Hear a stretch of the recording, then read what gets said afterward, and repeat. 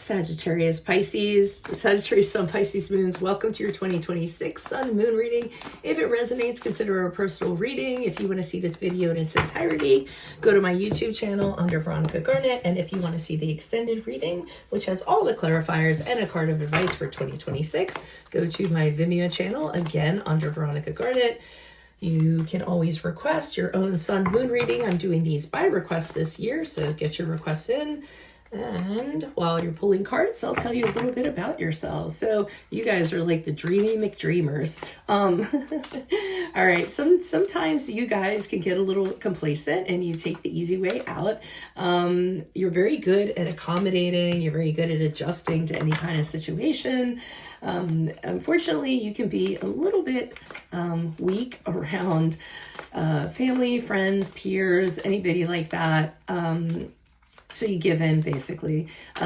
You may let yourself down at times because you do tend to get a little complacent, or you tend to be fearful of things, so you kind of like step back a little bit.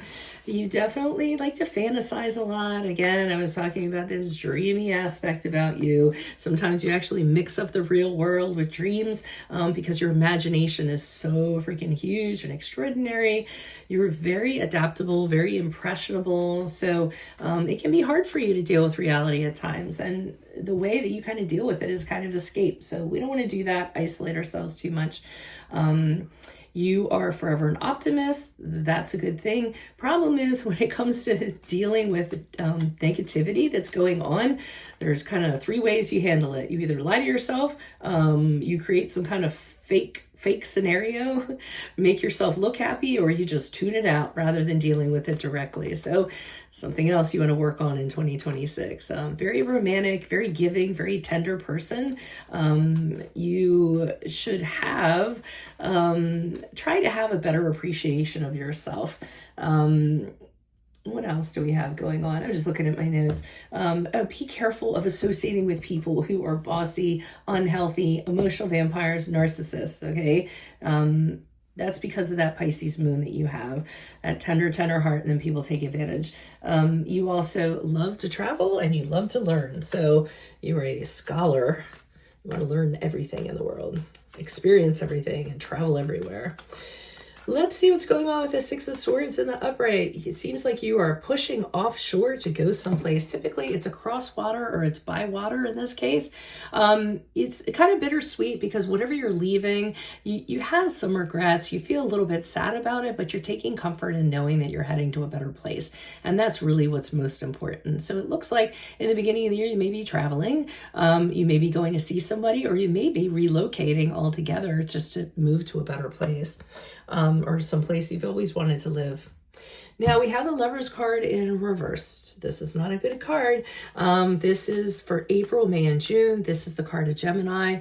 And this signifies you getting into a situation that you may have immediate regrets about. A situation, typically a romantic situation that you didn't get into for the right reasons. And you got into it because of lust, because of desire, because it seemed like it was right at the moment, when actually there was just a lot of corrupt things to it. It wasn't a very healthy love. So you just kind of tumbled into it. So we'll know more when I pull clarifiers on that in the Vimeo reading. But it swings around to this, the Emperor card in the upright. And it leads me to believe that the person that you kind of associated with here is this person here. And this person is someone who's very assertive. They have a lot of structure. They like things a certain way. They are authoritarian, so they exercise control over everything. You don't tell them no because the Emperor, he rules. He tells people how it's going to be, and that's that. And I just feel as though you're not going to be very comfortable in an association with somebody like this. You're a very free being. You like to explore. You like to dream. This person is all about reality, nuts and bolts, and getting down to business. So I'm feeling like this is the connection that you might end up regretting, and it's kind of continuing on there. Now, October, November, December, we have the Moon card in the upright, which is the card of Pisces, your moon. So this makes all the more sense because I feel as though some of you may be making a deep dive into your subconscious, your unconscious, dealing with some psychological issues that you have, inner disturbances, illusions, phobias that you may have. I really think you're going to try to confront things like that and deal with them and just kind of, get the cancer out, dig the cancer out. So, whatever's hidden, whatever you feel is manifesting in a not very good way and impacting your life, I think you're going to be kind of dealing with it during that period of time. So that's what I have for you all. If it does resonate, consider a personal reading. Otherwise, make sure you go to my Vimeo reading. I'll be pulling clarifiers on all of these cards in addition to a card of advice for 2026. Put in your request for your sun moon readings. I'm doing them by request this year. And if the requests don't get in, then they don't get done. Sorry, but I just got tired of doing a bunch of readings and nobody's like looking at or requesting. So anyways, yeah, so I'll see you in your Vimeo reading next. Sagittarius Sun, Pisces Moons. Adios from Veronica Garnett. Bye-bye.